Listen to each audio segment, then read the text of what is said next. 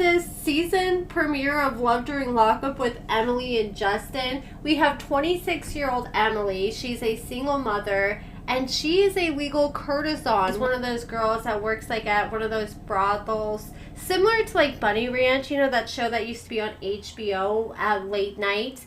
That's where she kind of works at, but it's a place called Bella's that's legal in Nevada. And she's dating this man named Justin, who's locked up in prison, serving a 5 to 10 year prison sentence for a burglary conviction. So this is how they met. She ends up getting on Facebook, and she kept having him recommended to her as people you may know. And you know, for me, in my people you may know, it always seems to be people from the show. Like, for the longest, I kept getting recommended Louie and Melissa until I finally became friends with, like, Louie on Facebook. And it's always people from Love After Lockup. But Emily, she was getting this hot dude from prison recommended to her, and she had no idea he was in prison at the time. So she decides to add him.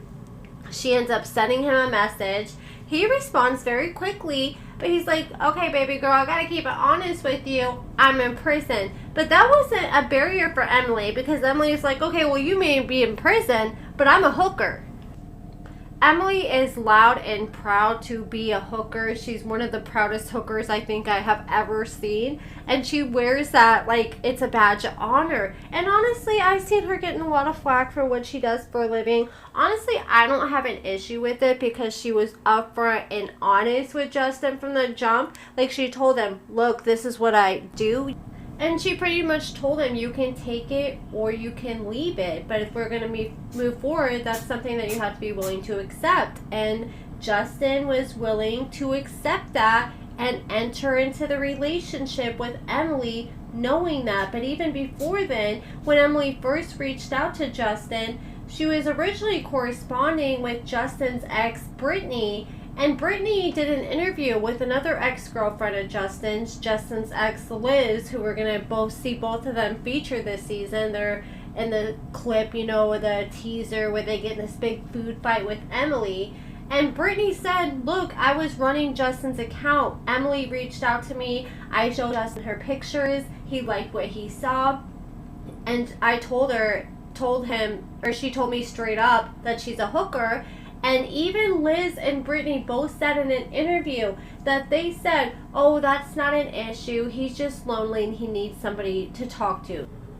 I was expecting something completely different, because from what the ex had been saying on social media, I thought that from Emily being a hooker, that she probably was like keeping this a secret and banging guys for money behind Justin's back. But from what I've seen so far, she's been nothing but 100 with Justin about what she does, and he entered the relationship knowing that. So it's like, okay, it's kind of hard to listen to you complain when you knew what you're getting into.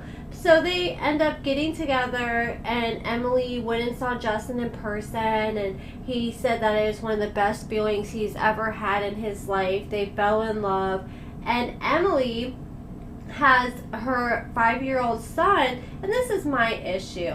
Like, I don't give a damn what you do for a living, but what bothers me is that you're going to bring it to a TV show and a national platform and brag so much about being a hooker and, like, show the whole process of you sleeping with other men, then I feel like you need to keep your kids off the TV show. I feel like that is not the kind of show that you need to mix with kids. Like, you should have just been like Melissa and just kept your kids off the show and just solely focused on you. Because even though her son is young, I mean, if he goes to school or has any friends, everybody's gonna know after the show comes out, if they don't already know, that his mom is a hooker. And I mean, that's gonna be hard for a kid to go through when all your friends know that. I'm shocked Emily's mother was willing to go on national TV, because she probably knows her daughter and knew she was going to be loud and proud about being a hooker. And man, if that was my mom and I was Emily, there's no way I would have been able to convince any of my family to go on national TV while I do all that, or even allow me to show my kids. Oh no, I would have been disowned for life. And so Emily goes out to Nevada. Her friend picked her up and gave her a ride to this brothel that she's going to be staying at for a few weeks. And while she's on her way there, Justin calls her, and he said that he has a parole hearing coming up, and I think it's like a month or two away, and they're both really looking forward to it. They think that Justin's going to get approved for parole, and they can finally start their future together. Like, Emily's talking about all the work. She wants marriage, babies, the whole nine. Emily went to this place called Bella's that she's going to be working at for a few weeks. I covered this in my last video. We looked into the website, and she's still currently working there at this time. But she's definitely lasted like for a hot minute there at least. And so Emily ends up going around, getting a tour of the brothel. The manager is breaking everything down. She's like, yeah, when the guys come in, you got to do dick checks. You got to make sure they don't have no bumps or lumps. And Emily's like, oh, I know all about that. And she seems like she's ready. She's ready to make herself some money. And then she meets all the other girls at the brothel. And while she's sitting there getting introduced to everything and learning the new rules of the house, she suddenly gets a phone call. And she goes outside and she answers the phone and she's like, hey, baby, I'm so sorry. I'm just busy working. And she's like, yeah, let me call you back later. I'm learning the new house. And Justin's like, well, I can't even think straight right now because I just learned that I'm not going to be seeing them next month. And she's like, wait a minute. Like, she didn't even know. She's like, did I really just hear what I think you just said? And he said, yeah, so I learned that I've had some misconduct, so I'm not going to be seeing the parole board next month. So now he's not going to see the parole board for at least another year. And him and Emily are devastated because they're ready to start their future together next month. Justin has gotten in multiple fights, according to Emily, and that's why they decided to push his parole hearing off for another year. And I mean, if he's having all these misconducts, that can be held against him, and I'm sure his parole isn't even 100% guaranteed a year later. And I mean, spoiler alert, I'm sure most of you guys know now. If you don't want to spoil, you don't continue watching, but we all know that Justin unalived himself in June, a month after he stopped filming. And I almost wonder if that's a big reason why, is because his parole date got pushed off and maybe he kept getting in trouble and he was just starting to feel hopeless, like he was never going to get out. And you know, the longer that it is before you get out, the more he's going to feel like Emily may not possibly stick around. Like, I'm sure there's other things that contributed to it too. But the one thing I just don't like is, you know, the exes have been blaming Emily a lot and saying that it's all her fault that he died.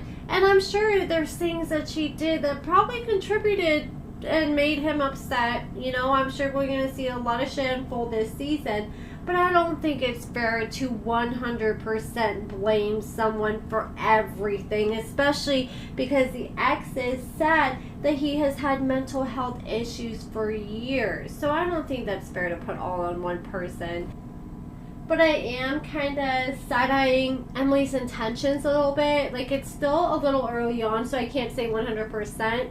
But here's the thing. So Emily was with Justin when he passed away in June. And according to his ex, Brittany, she came out and said that Emily posted a video 1 month after Justin passed away saying that she made a video and filled out an application to apply to be on Love Island. So as soon as she lost her man and was done filming for Love During Lockup, not even a month later, you're already trying to apply to be on another TV show. And I don't think they'd ever bring a hooker on Love Island. I mean, yeah, you need to go to like HBO Nighttime or something and find a show. But I was honestly shocked she even thought she could do that, because most reality shows have like clauses in their contracts where you can't even do like another similar show for like another year or two after you get done filming to try to prevent competition.